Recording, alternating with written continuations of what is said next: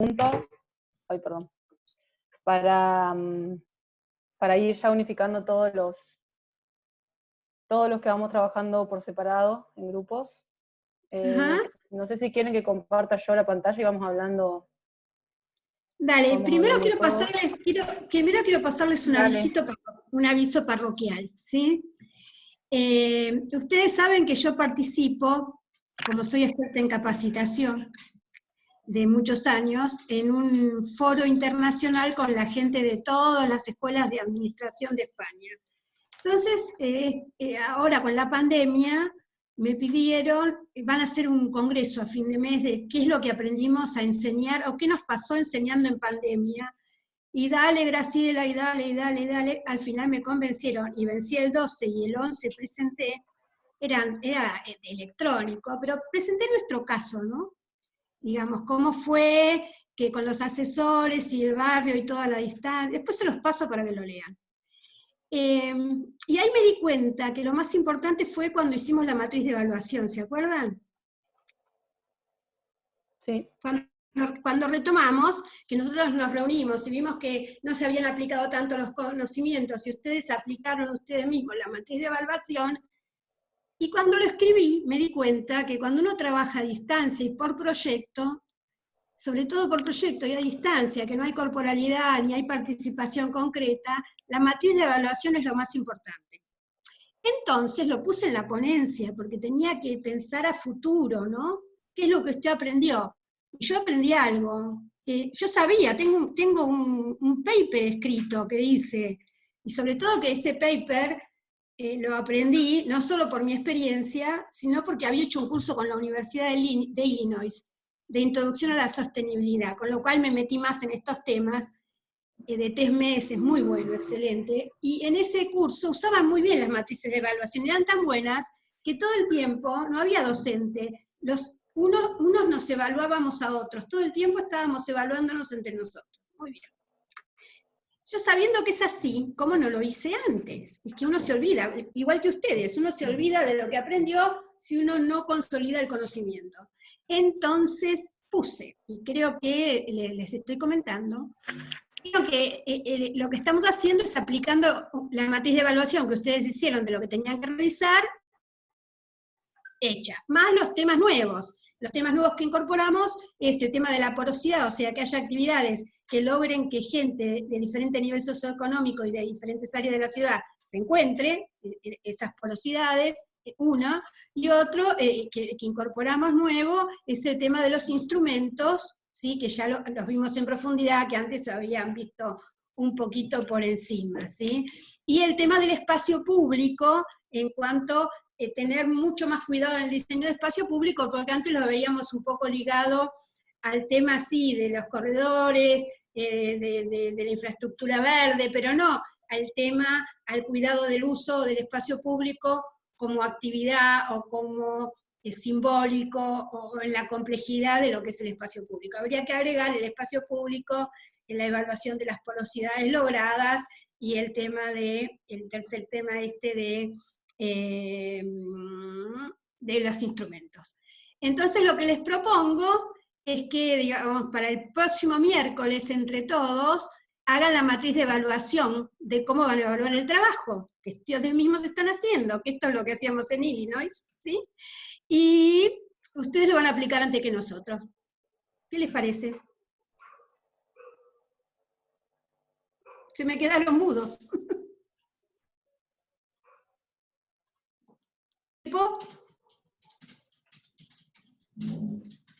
Lo estuve viendo, me parece razonable, va a ser un buen ejercicio que ellos armen la matriz. Vos sabés que en el curso de Illinois era así, ¿eh?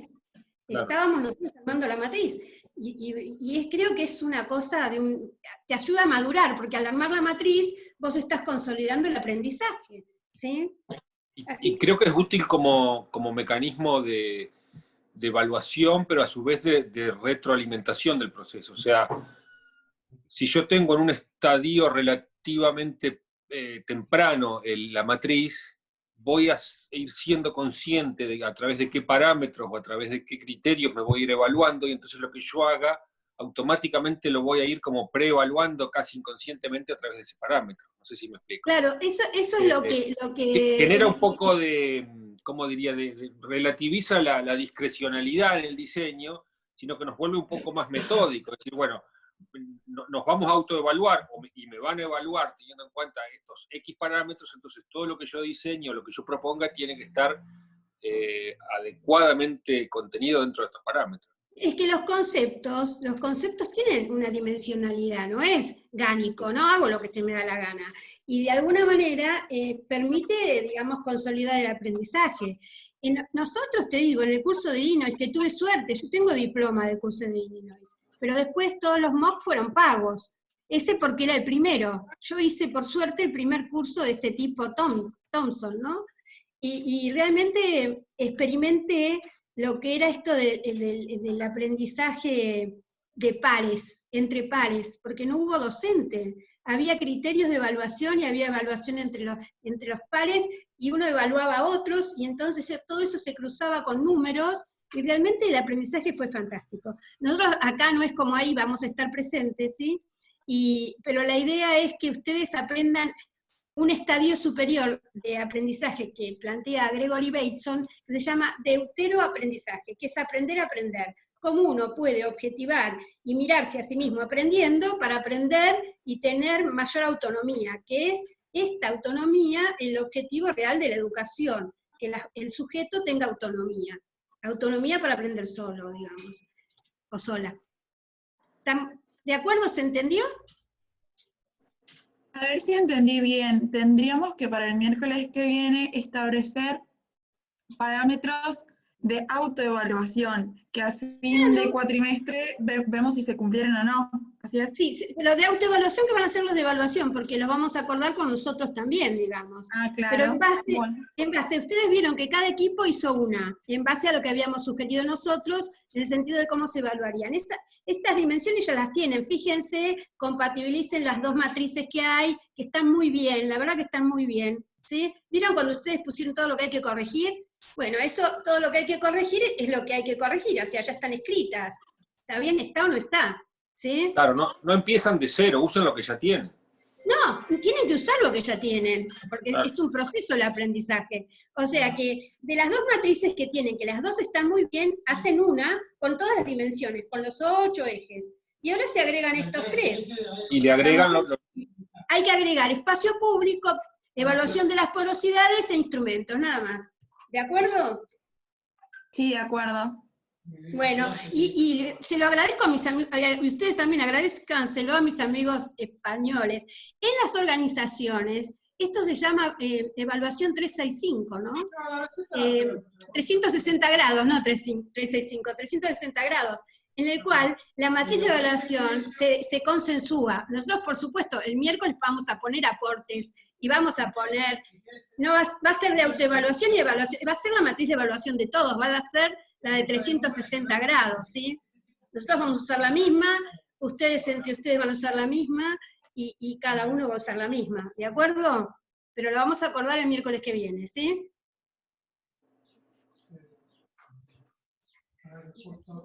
¿Se entendió? ¿Estamos de acuerdo? Levanten la mano, algo. Sí. Sí. Bueno, Sí. por lo menos sí, digan. Esto es como un contrato. Bueno, entonces ahora empiecen a exponer. Dele. Ya pasé el aviso.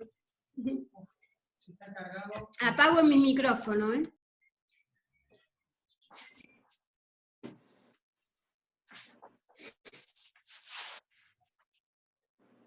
Avísenme cuando esté.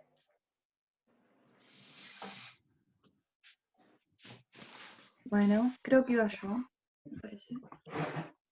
Ahí ya está. Sí, bueno, antes que nada hicimos un índice general de todo el trabajo, donde tenemos análisis, master plan, movilidad, tratamiento del verde, cañada, equipamiento y, por último, barrio popular. Lo fuimos dividiendo así con respecto a los grupos que formamos también de trabajo. Y bueno, organizarlos para ir desde el macro al micro. Sí, empezá nomás. Joana. Bueno, en cuanto al análisis, si querés pasar, lo que hicimos es empezar analizando a escala urbana, si se quiere, o sí, urbana o macro, digamos, donde podemos ver primero, para iniciar, decir que Concepción del Uruguay está dentro de Entre Ríos, Argentina, y se ve que en el oeste del mapa se encuentra una línea amarilla que indica lo que es la vía 14, que es una importante vía de circulación que comunica dicha provincia con otras. Y en el este se encuentra lo que es el Riacho Itapé, que es un brazo o una rama del río Uruguay. Para ingresar a lo que es el centro de la ciudad se hace por esta arteria principal, que es con naranja, la ruta 39, hacia donde están los círculos, sería el centro histórico y cívico, y en la mitad aproximadamente es donde encontramos nuestro polígono de trabajo, que sería en el monumento Urquiza, que da como el inicio a la ciudad, digamos. Desde ese punto hasta el centro hay 4,3 kilómetros, que serían unos 10 minutos en auto, aproximadamente. Si querés pasar, Romy. Bien, después con isócronas intentamos mostrar cómo es el movimiento de la ciudad con respecto al polígono ese. Vemos que, por ejemplo, la parte administrativa se concentra todo en lo que es el centro de la ciudad, teniendo en cuenta de que hay uno solo actualmente. Con respecto a los bancos, también se pueden observar con verde que todo se concentra en esa zona. Si querés seguir. Después las universidades, vemos que ya hay un poco más de lugar que abarcan, ¿no?, de la ciudad, y una de ellas está abasteciendo a nuestro polígono de trabajo, que se encuentra en negro, en gran parte. Y después, en cuanto a lo que es hoteles y hospedajes, vemos que estos se van como desarrollando a lo largo del eje principal de la ciudad, ¿no? O sea, en este recorrido que tenemos desde nuestro polígono hasta el centro, se observa la cantidad de hoteles y hospedajes. ¿Seguí, Romy?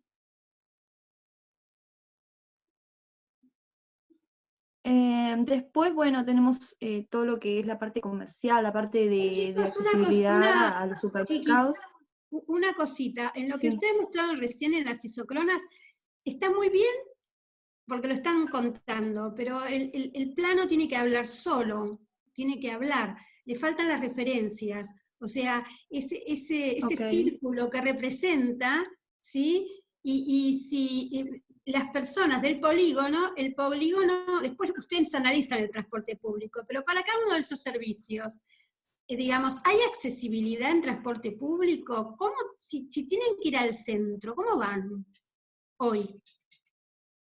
Porque uno puede decir, no está Sí, en claro, esto es como otra cosa, digamos. Sí, no, pero, Igual. sí, pero ¿qué es esto? Esta es la isócrona de ese servicio para los privilegiados que viven cerca. Claro. ¿Qué estás analizando? Y estoy analizando cómo es el comportamiento de la ciudad y No, luego no, para no. ver ¿Qué estás qué es lo que haría analizando con falta. ese círculo alrededor del servicio? ¿Qué significa? ¿Hasta dónde abastece? Significa lo que abastece, ¿Qué el... significa hasta que abastece? ¿Qué significa una isócrona? Significa que para el urbanismo sostenible suponen ¿cuántas cuadras? 10. 10 cuadras. O sea, yo tengo la ciudad de las 10 cuadras. Como 40 cuadras es 1 kilómetro, y 1 kilómetro son 25 minutos, Sí. esas 10 cuadras es la ciudad de los 15 minutos. ¿Sí? Entonces vos podrías decir, esta es la gente afortunada que está en la ciudad de los 15 minutos. Claro. ¿Me entendés? Esto que vos hiciste mecánicamente, sin la reflexión, no te sirve de aprendizaje, ¿sí? Entonces uno podría Ok. poner un título arriba, evaluamos, ¿cuántos habitantes de la ciudad acceden a los servicios centrales urbanos y a los equipamientos, salvo los de turismo y los de alojamiento son atractores? Pero ahí también importa, porque los que están muy lejos, se supone que para ir al recurso playa uno podría hacer de todos esos alejamientos también la accesibilidad a los recursos, si obligatoriamente lo tienen que hacer por el auto, o sea que se van de vacaciones, terrible, y tienen que andar con el auto en la cola, ¿sí? Que me parece. Sí, entiendo. ¿Entienden? Entonces, Yo por puse como favor, esquemáticamente, digamos, dónde se ubica cada cosa, qué tan lejos estamos con el polígono negro, digamos. no, pero ¿el círculo qué significa? Significa la isócrona de ese servicio para el que lo hace como urbanismo sostenible, o sea, para esa ciudad de los 15 minutos. Estas personas están servidas, las que están alrededor, y el polígono no está servido, ¿está bien? Sí, nosotros le agregamos las referencias y Tienen que escribirlo, pero que quede rico, que se entienda, con un cuadradito que se entienda qué significa esto. Si no, la gente no entiende el que agarran. Y eso también les sirve, escribirlo hoy para... hay dos maneras de escribirlo. Como es PowerPoint, se puede escribir con notas abajo. Y entonces ya después, si ustedes lo escriben bien con notas, les quedan las imágenes con las notas y ya les queda la memoria hecha, ¿sí? Yo les recomiendo. Bueno, ¿Entienden? Y siempre el norte, la bien. escala, ¿eh? Bueno, sigamos. Bien.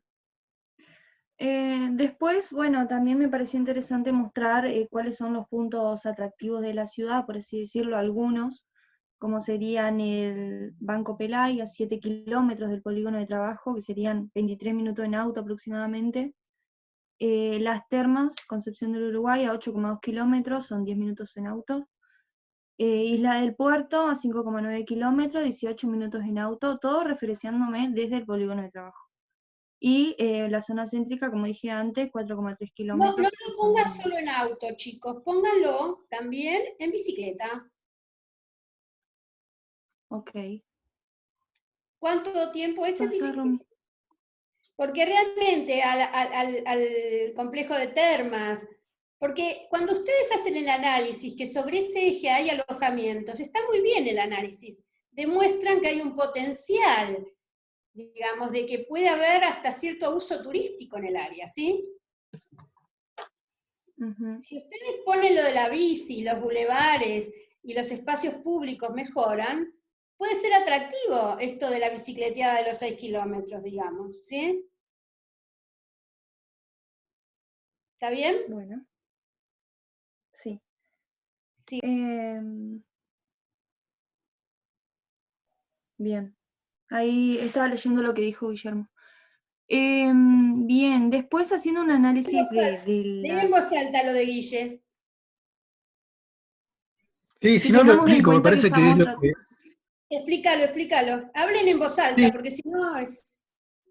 claro, es algo que lo tomamos también en las primeras correcciones, en la primera parte del año, cuando le indicábamos que no pensaran en estacionamiento, que no pensaran en el auto, por dónde iba a circular, dónde iba a estacionar, sobre todo cuando plantearon el tema de los espacios públicos, habían dejado en demasía lugar de estacionamiento, porque estamos pensando en una ciudad para movilizarse en transporte público, para movilizarse en bicicleta. Entonces, tengan en cuenta este sistema de transporte público que se plantea, que se viene planteando desde el año 2016, y saquen los tiempos en transporte público y saquen los tiempos en movilización en bicicleta o a pie. Olvídense del uso del automóvil particular. bueno, listo. Bueno. Genial. Gracias. Después, para analizar, digamos, cuál es la situación actual, se observan que hay 6 barrios populares en la zona cercana. 2 de ellos es dentro del polígono de trabajo, como es el Fapu y la Mandarina. Después, al oeste se encuentra Villa La Loma Sur, más al sur se encuentra lo que sería Villa Itapé, Cristo de los Olivos y Frigorífico Bécar. Seguí conmigo.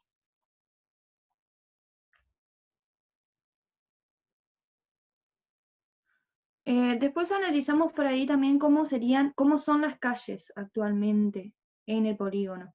Se observan que las más oscuras son las que mejor están, digamos, en mejor estado, y las que donde más se circula el tránsito, que son estas con bordó, que son tanto un tránsito pesado como la ruta 39, Y las rojas son las pavimentadas actualmente. El resto está todo sin pavimentar. Se observa que lo que es la parte este, sureste, está bastante completa en cuanto a pavimento y el resto falta, digamos. ¿Seguí, Romy? Para la red Culacal también hicimos el mismo análisis. Se observa también que está bastante completo, si bien faltan en algunas cuadras, podría ser de fácil abastecimiento, digamos, llegar con la red Culacal. ¿Seguí, Romy? Pero en cuanto a la red de agua, se ve que hay un déficit en lo que sería la zona de las mandarinas y en lo que sería la parte del FAPU, que no hay red de agua, digamos, carece. En Vuelvan un cuanto a los cachito a la anterior. desagües, Vuelvan un cachito a las anteriores. Acá hay algo que marcamos siempre con Graciela y es que se empieza a trabajar en el plano y empieza a desaparecer las cañadas. Que es algo que está en un problema en los planos municipales también, pero que a este nivel que estamos sí. trabajando y de la forma que estamos trabajando, es importante que aparezcan las cañadas porque es un lugar que tenemos que intervenir, que existe y que es la que Sí, crea un sí. espacio que no se puede utilizar para vivienda. Sí, tal cual. ¿Y saben lo que hay que El error, volver? o sea, es el error de los planos municipales. Sí, es el error de los planos municipales y esto es un tema que empezó con la especulación inmobiliaria. Anteriormente siempre los planos tenían las líneas de nivel, ¿saben? Estaba viendo en la ciudad de Buenos Aires y de repente, a fines de 1890, 1880, cuando la federalización empieza, desaparecen las líneas de topografía. Y esa desaparición de la línea de topografía es como diciendo, vamos a hacer que todo sea plano. Entonces todos los lugares bajos en Buenos Aires se empezaron a rellenar de basura. Bueno, que el SEAM se sigue haciendo eso. O sea, los valles de inundación se llenaron de basura. ¿Se dan cuenta? ¡Qué horror! Sí. ¿Sí? Así que es bueno ponerle las curvas de nivel bien finitas, ¿sí? Bueno. Volvamos a tener el territorio, porque les ayuda, esas curvas de nivel bien finitas, les van a ayudar a proyectar todo, porque saben para dónde van las correntías, saben qué pendiente tiene la calle, ¿sí? ¿Está bien? Uh-huh. Es muy importante que estén las Bien. curvas de nivel. Y miren, en Ginebra había con las cotas, o sea, con la pendiente, un plano para los peatones, para saber si tenían que hacer mucho esfuerzo. Eso que no tiene tantas pendientes, tiene pendiente la calle, pero no es una ciudad como Europreto, digamos, que las pendientes son imposibles de caminar. Pero en Ginebra te daban un plano donde decían qué esfuerzo tenías que hacer para caminar para la inclusión. Y eso era como en el 2000 o en el 1999, una cosa así. Y también el estado de las calles, si las veredas eran lisas o si las veredas presentaban dificultad. Entonces tenían 3 gradientes. Veredas para todos, digamos que podía irse con silla de ruedas, personas con bastón y todos, y después había grados de dificultad. 2 y 3 que eran las que además tenían pendiente, y 2 eran las que tenían rugosidades, etcétera, ¿sí?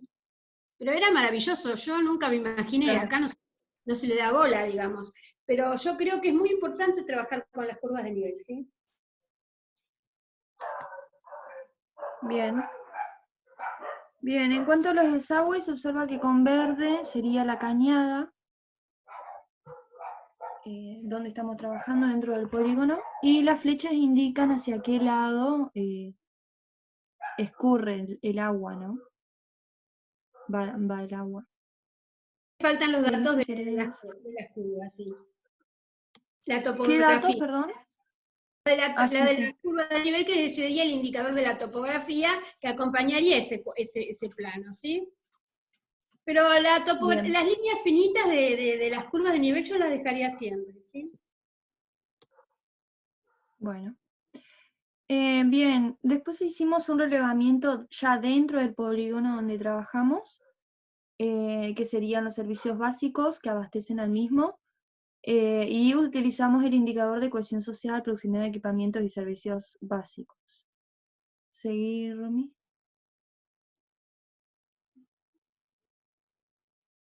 Por ejemplo, en salud se observa que el hospital y los centros de salud de Villa Las Lomas y el Centro de Salud de Bajada Grande abastecen en su totalidad al polígono de trabajo con las isócronas amarillas.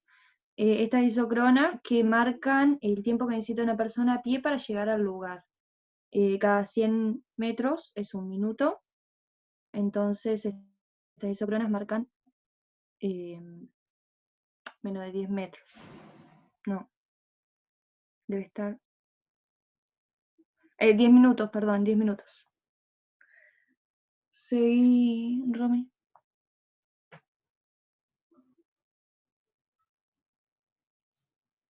Por ejemplo, para ir a los En centros la de salud, educación, una pregunta, para ir a así como se corrige, ¿no? Si yo pienso en los caminos para el auto, lo mismo que, para el peatón es lo mismo que para el auto.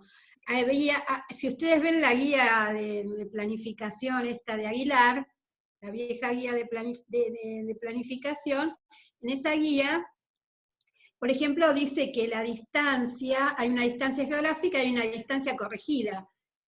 Digamos, yo puedo hacer esa distancia en 10 minutos si el camino está bien. Ahora, si está todo poseado, si está, digamos, barroso, si está arcilloso, si se me pega la zapatilla, no lo puedo hacer. O si es arenoso y me hundo en la arena, no puedo hacerlo en 10 minutos. Entonces, en general las isócronas tienen una corrección por la calidad de la vía, ¿sí? ¿Está bien? bueno, Entonces ustedes tendrían que ver si las vías si hay vías transitables, directas para ir a esos lugares que hacen que esas isócronas sean reales, ¿sí?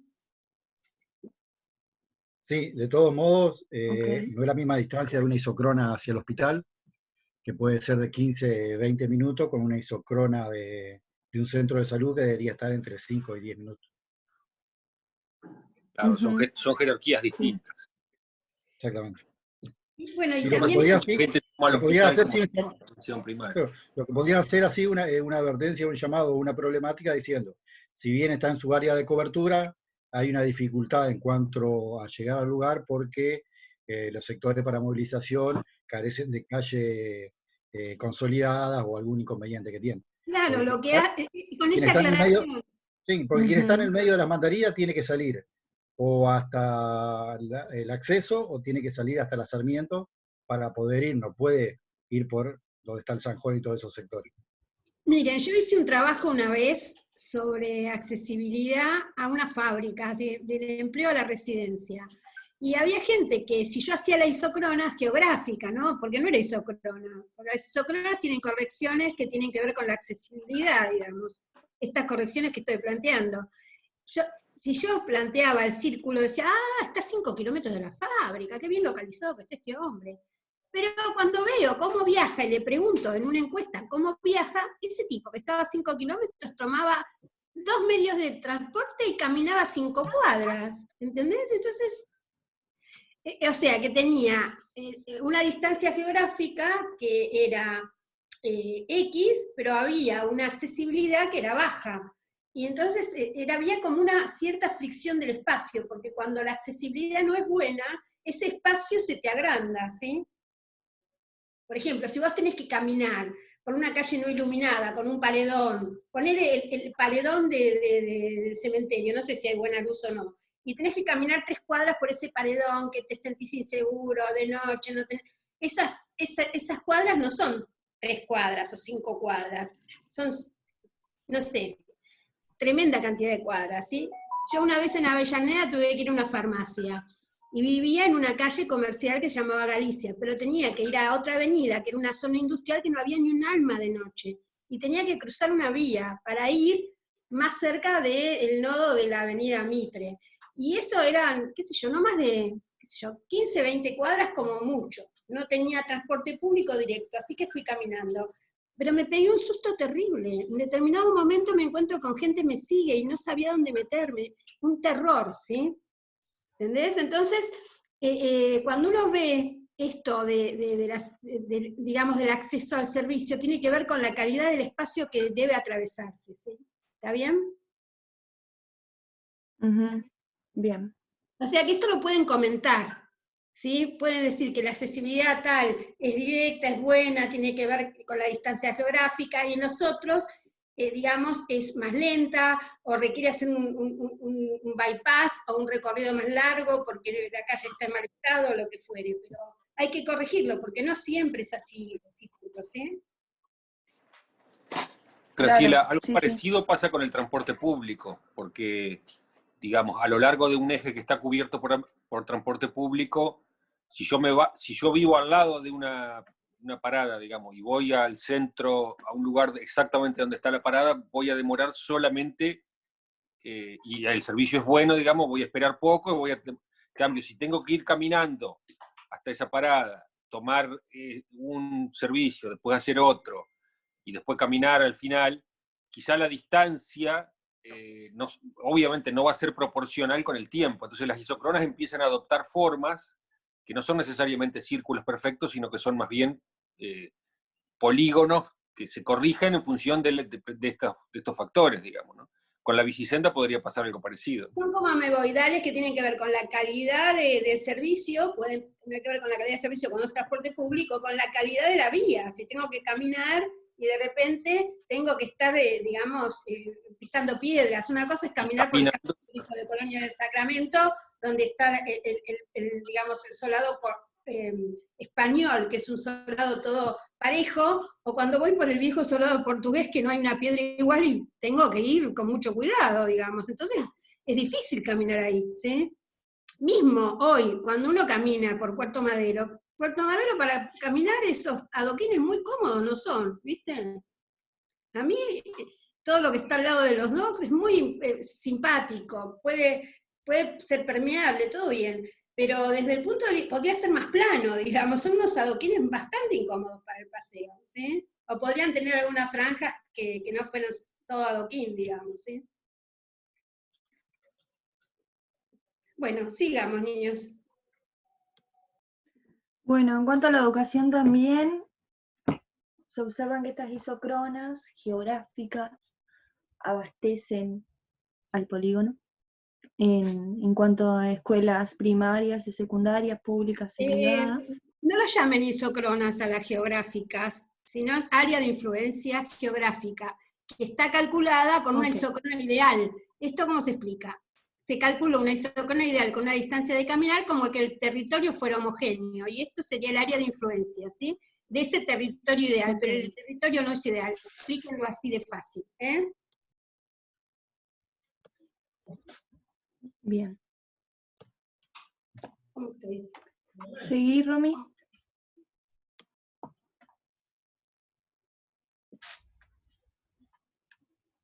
¿Romy? Bien, en cuanto a lo deportivo, el área de influencia se ve que también abastece bastante, en realidad todo el polígono, con distintas canchas de clubes deportivos. ¿Romy?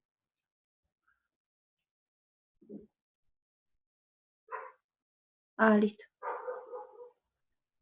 Ya se está por cortar. También analizamos un poco el espacio público. Vemos que lo que sería el verde más oscuro sería el espacio verde sin tratar.